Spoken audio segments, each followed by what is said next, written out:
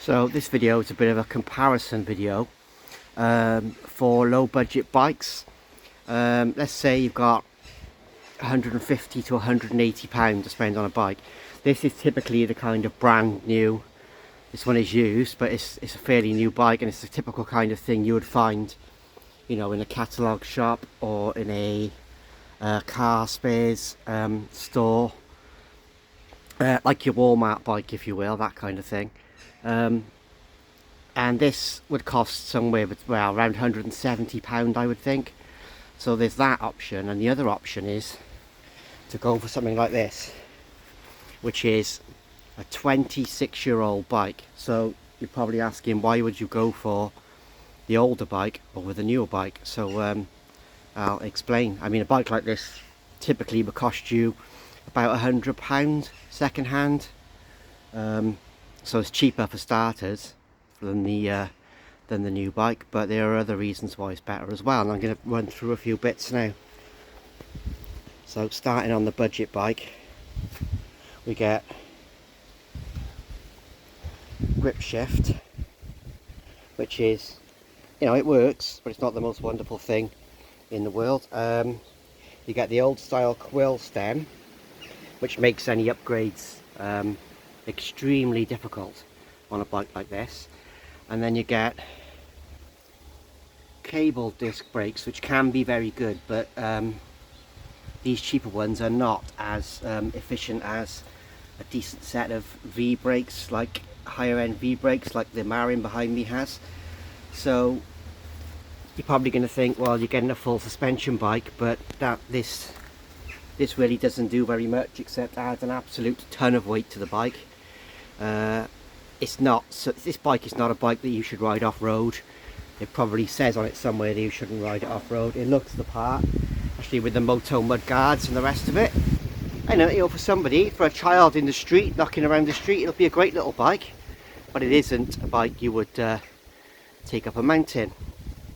So moving on to the 26-year-old Marin, and this is a bike that was designed to go off-road.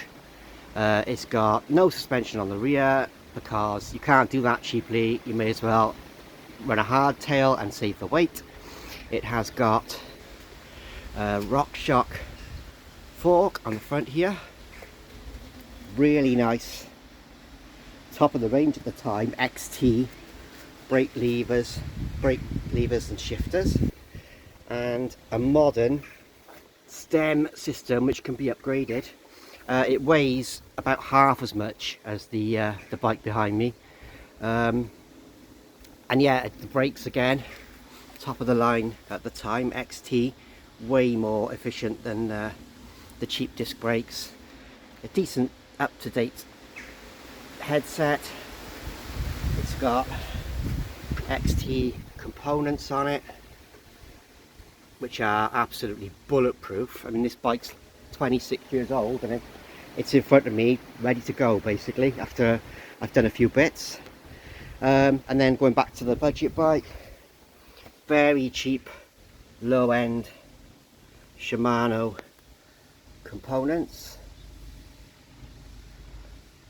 You know, it's just not plastic pedals.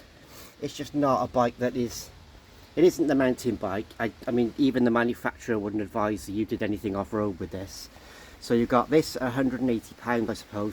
If it was brand new, this is obviously used, but brand new, this would be about 180 quid from your catalogue shop or superstore or whatever. And then this one, bikes like this, you can pick up second hand quite readily for £100, maybe get one less than that if you're lucky. And it's ready to go. It's a 26-year-old bike, but it's so ready to go. It was built at the time to be ridden off-road, whereas the budget bike was never built to be ridden off-road. It was just meant to look like a mountain bike. It's in the style of a mountain bike rather than actually being one. So your money is far better spent on something, I suppose you'd have to say it's retro. If you're buying a bike on a budget for a teenager, they can do so much more than this with this than they can with the budget full sus that's behind me. They could literally go up the woods with their mates. You know, this would take a little bit of mild jumping, some downhill, loads of cross country riding is what it's made for. Whereas this, on the other hand, I'd be happy to give it to a child that is, you know, like I said, cruising around the streets.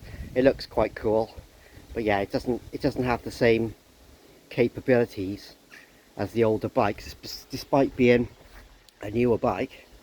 Yeah, if you were looking to use it as a mountain bike, nah, you're way better off going for something like this. So yeah, don't discount a Retro 26. If you're looking to buy a budget bike under £200, look at the Retro stuff.